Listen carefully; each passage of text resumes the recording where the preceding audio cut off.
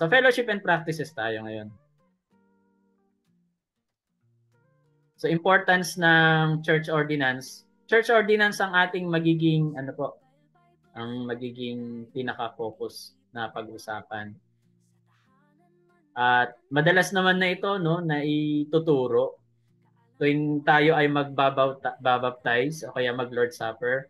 Kaya hindi na rin natin masyado tong ipapaliwanag ng gusto. So ang definition natin, church ordinance are prescribed rituals or ceremonies that hold spiritual significance and are intended to be practiced by Christian community. So may dalawang primary ordinance.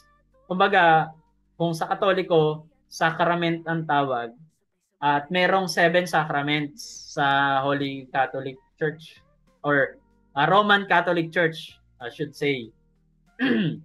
Pero sa mga evangelical church at any Protestant church ay mostly 2.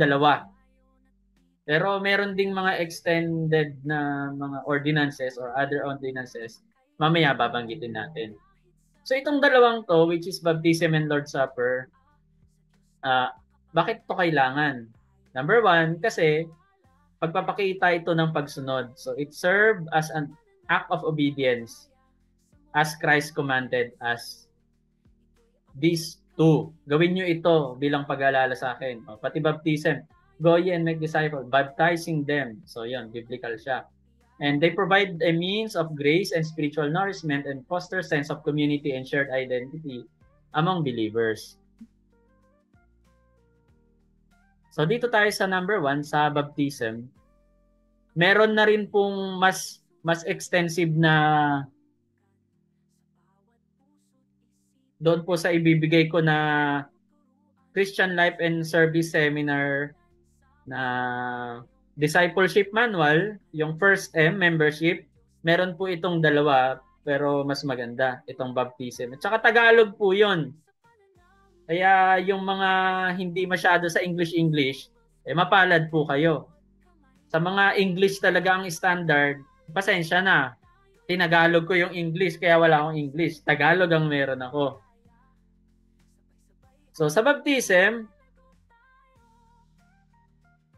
ang scriptural basis natin, syempre, Matthew 28:19 to 20, baptizing them in the name of the Father, the Son, of the Holy Ghost.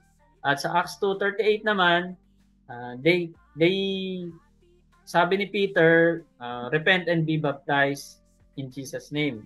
So yun yung 2. Kaya nagkaroon pa ng problema sa dalawang yan. Yung Jesus only na baptism at saka Trinitarian Father, Son, and the Holy Spirit na baptism. Pwede nyo naman gawing 2. In the name of the Father, the Son, of the Holy Spirit, I baptize you in Jesus' name. Di 2 na, para wala nang debate. Amen? 2, bakit? Lahat na, parang declaration mo yon in Jesus' name. Di tapos. Ba't kailangan pa kasing pagawayan yan? Parehas naman biblical. Okay, symbolism represents the believer's identification with Christ's death, burial, and resurrection, and it signifies washing away of sin and start a new life. Symbolize lang, no? Symbolize, no? Hindi siya talaga pagpatawad ng kasalanan. Symbolize. Okay po. And illustration ito ng death and burial and resurrection na sinasabi sa Romans. Alam na natin yun, pag nilubog, patay, pag inahon, buhay ka ulit. So, that means a new life in Christ. At ang tanong, kailan ba dapat magpabaptize? Sige, magkaroon tayo ng konting kwentuhan. Kailan ka dapat magpabaptize? Sa point na nakilala mo si Jesus o magpadoktrina ka bago bautismohan? So, magkaroon tayo ng konting discussion. Walang debate ha. Discussion lang. Sa Pastor Joel, kayo po, naniwala siya, bautismo agad o at least naniwala na siya kay Kristo o dodoktrinahan mo pa? Sa akin po, Pastor, kailangang maging malugo muna at maintindihan niya yung kanyang pinasok kasi hindi ura-urada. i-baptize. Kailangan Opo. mo na mas lumalim pa siya. Hindi naman question kung sa ano pa siya magpa-baptize kung si 20 ngayon, kung naunawaan niya pagdating niya ng 30 years old, dito siya magpa-baptize kaysa naman na-born again agad, tapos nagpa-baptize, tapos bukas na nigarilyo uli, hindi mali. Wala conflict na. So dapat muna, lumago muna ng mas maintindihan niya. Yun po ang akin. O, parang importante yung spiritual formation bago ang baptism. Yan po Yes po. yung, oo. So, sa inyo po, Pastor Reagan. Hello po, magandang gabi po. Ano pong pronunciation ng name nyo? Reagan po. Oh, tama ako. Sige po. Tama po. Maganda po yung sinabi ni Pastor. Originally po, ang aming pong concept sa baptism ay once a person accepts Jesus, he or she is already qualified to be baptized. But then, when we started having the encounter, doon po namin natutunan na kailangan po at least the person knows yung principles po ng salvation niya, and then once na nakatanggap na siya sa Panginoon talaga at nakilala niya yung Panginoon sa maayos na paraan po, yung sa biblical na paraan, and nalaman po niya na siya ay talagang Kristiyano na, then saka pa lang po kami nagpo-proceed sa baptism as a public pronouncement of your faith in Jesus. Ayun po. So ngayon po sa church namin, ang practice po namin, kapag sila po ay na-invite sa worship o kung sila man po ay na-evangelize sa campus o kung saan man, hindi po agad namin sila binabaptize. Nag-undergo muna po sila ng pre-encounter, and then after the encounter, saka po pumapasok kami sa baptism. Ganun po yung ginagawa po namin ngayon. Thank you po. Thank you po sa pag-share. So, importante din yon. And sino pa ba? Nandito rin si Pastor June. Kayo po, Pastor June. Brother Ronald o Pastor Ronald. Either sa inyong dalawa. Share pa tayo.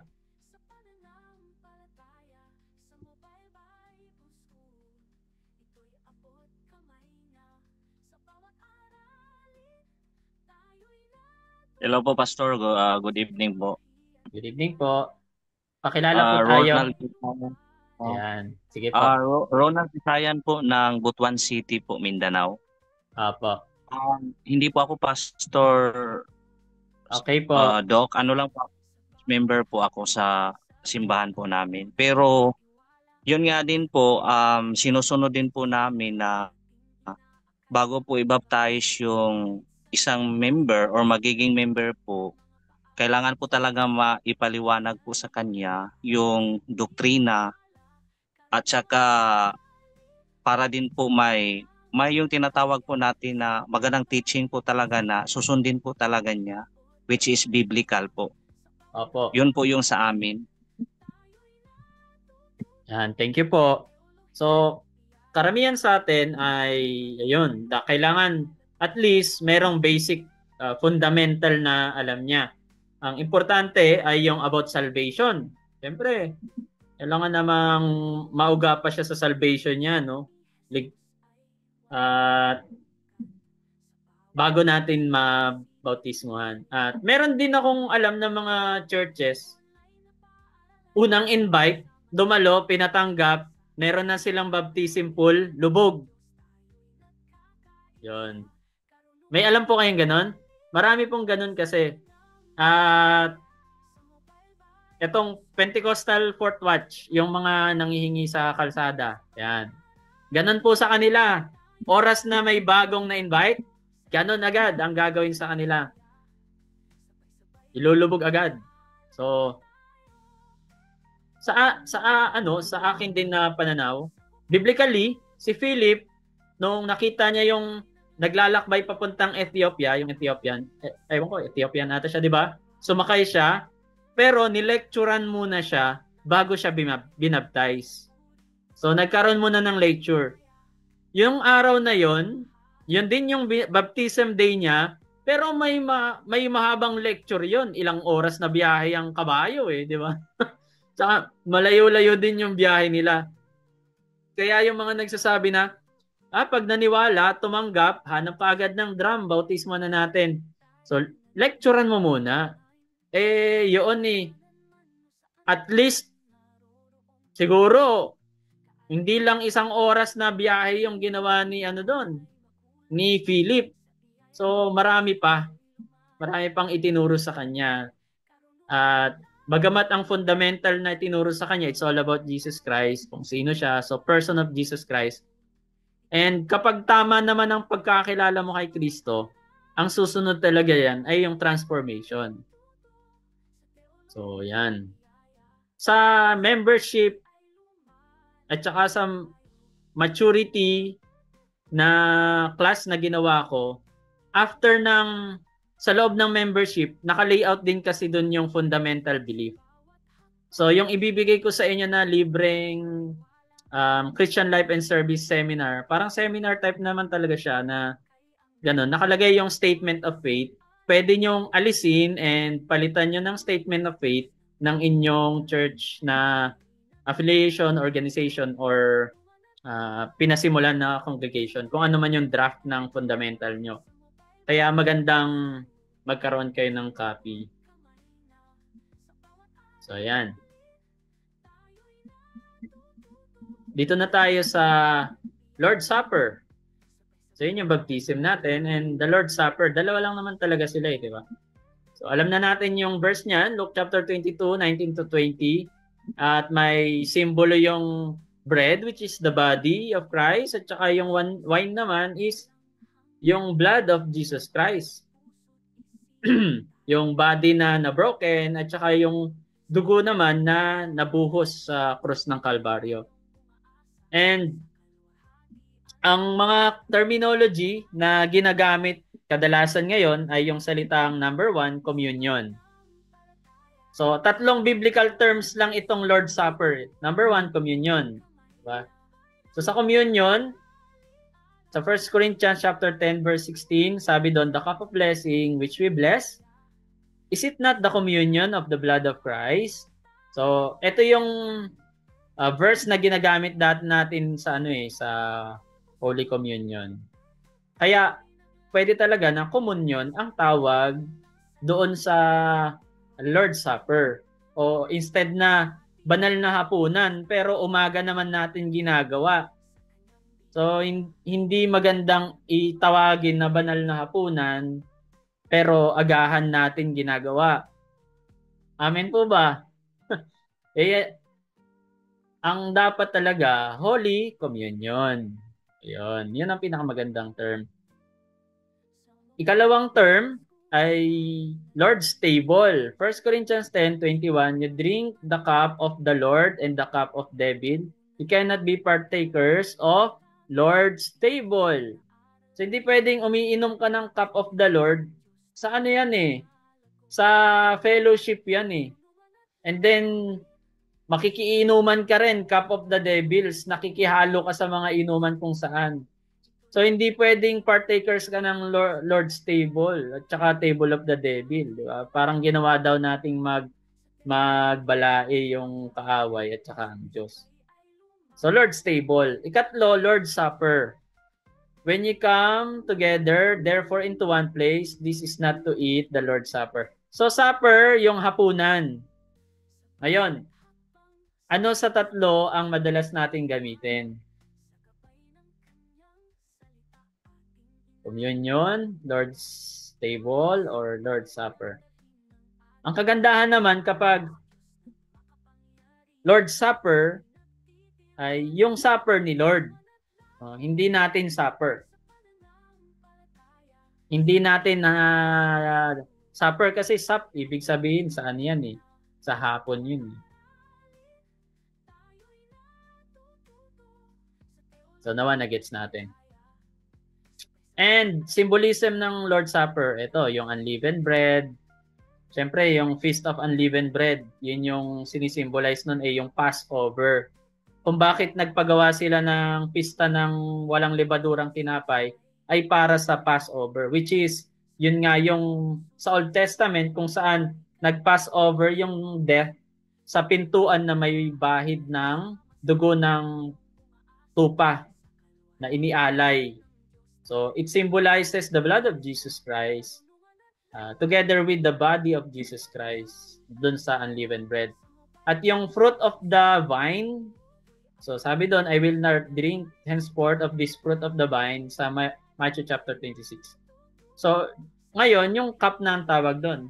Yung vine naman, alam naman na natin yung fruit ay yung blood. And yung cup naman, in connection with the Lord's Supper, so ewan ko sa inyo kung fermented ang iniinom nating wine or hindi. Minsan ata, may naatinan ako, Coke ang ginamit, Coke. So, yun yung gamit. It symbolizes the blood na lang. So, contemporary drink. So, in the Bible, leaven is the symbol of sin. Kaya pag Lord's Supper, walang, yung tinapay nila, walang halong levadura or yeast. Yan, yeast. Meron pang isang tawag sa Tagalog, yung yeast. Ano ba yung yeast?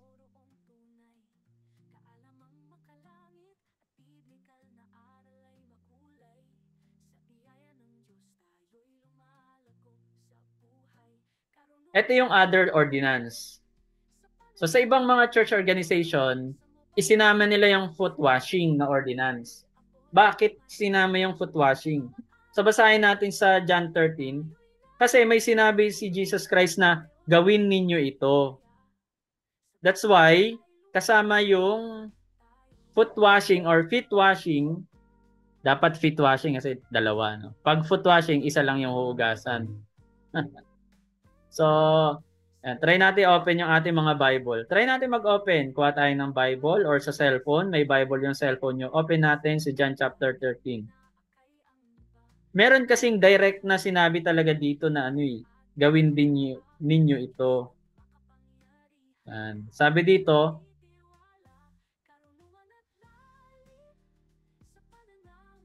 verse 14. If I then, your Lord and Master, have washed your feet, kung ako ay nugasan ko kayo ng paa bilang inyong Panginoon, you also ought to wash one another's feet. Ay maghugasan din kayo ng paa nyo.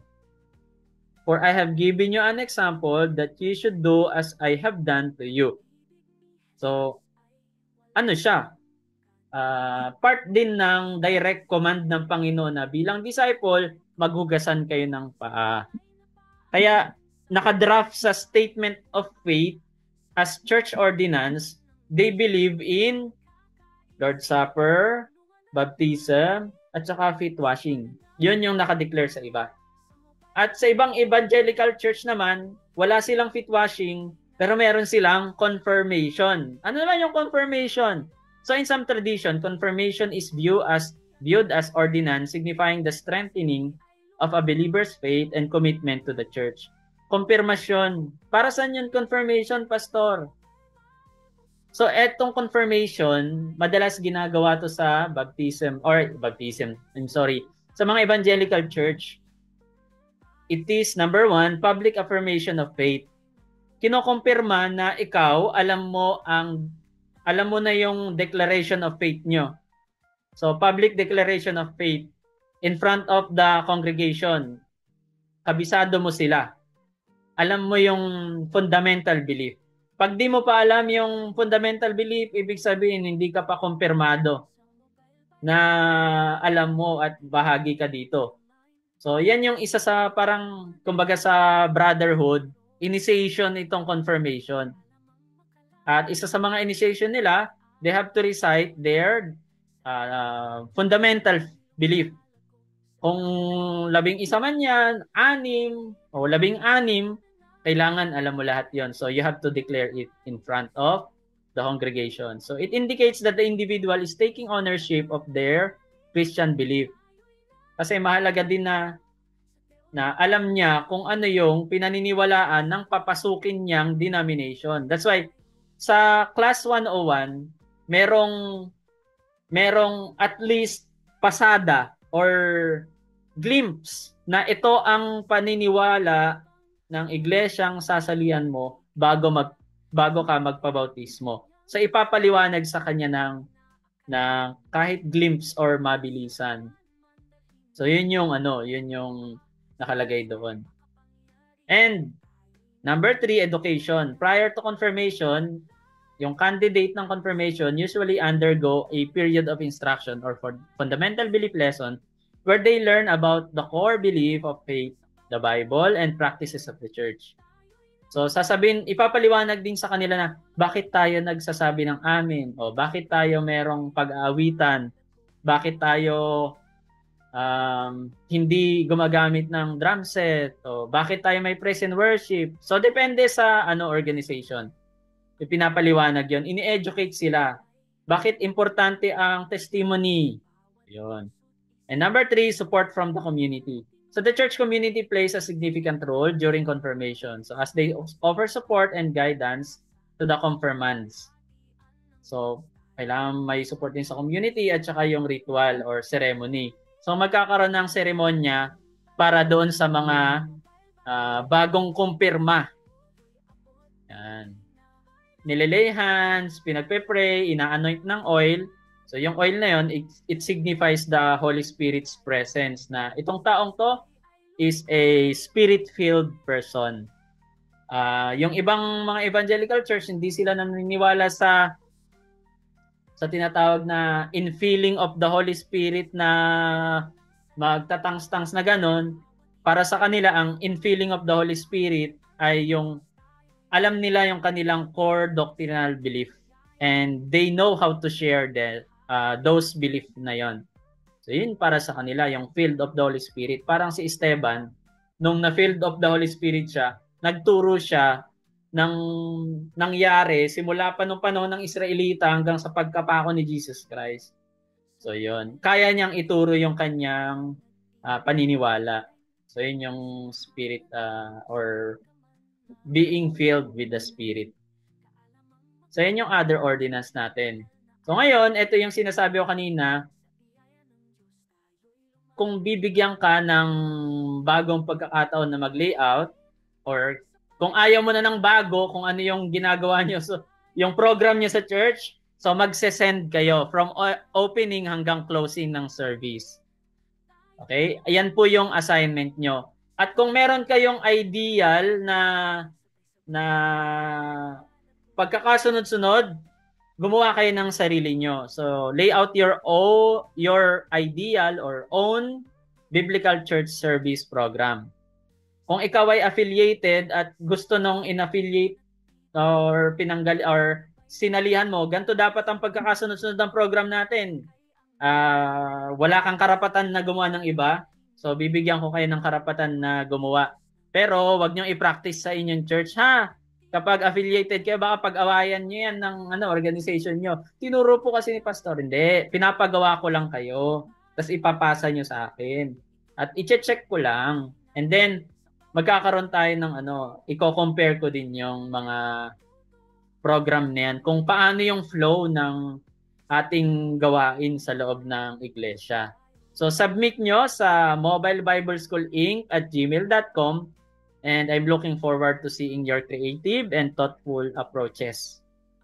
So, to God be the glory. So, yan na yung ating pinaka-last na pag-aaral.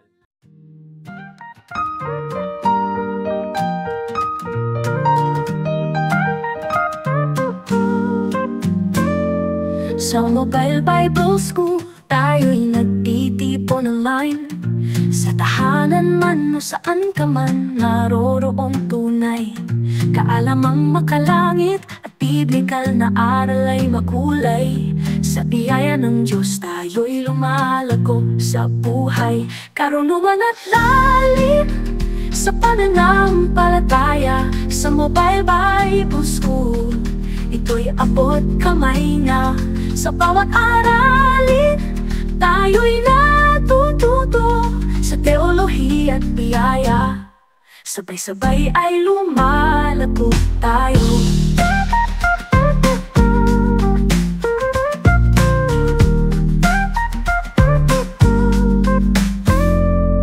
Sa bawat hakbang sa Diyos tayo nagtitiwala, sa gabay ng kanyang salita ating inaakay ang iba.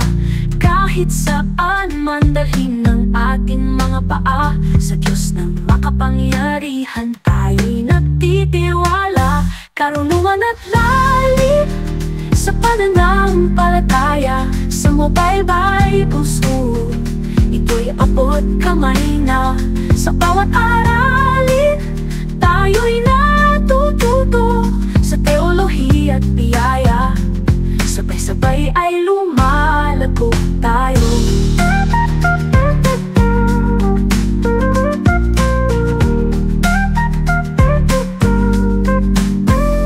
Ang pag-ibig ni Jesus ay walang hanggan, sa bawat puso't isipan tayo'y kanyang tinuturuan. Sa online na paaralan, sama-sama tayong umaasa, sa kaluwalhatian ng Diyos tayo'y nagkakaisa. Karunungan at lalim sa pananampalataya, sa Mobile Bible School ito'y abot kamay na. Sa bawat aralin tayo'y natututo, sa teolohiya at biyaya sabay-sabay ay lumalago tayo. Hey, sa Mobile Bible School tayo'y naglalakbay, sa pag-aaral ng salita tayo'y magwawagi. Para sa kaluwalhatian ng Diyos tayo'y nagpupuri, sa kanyang biyaya tayo'y nagmamahalan.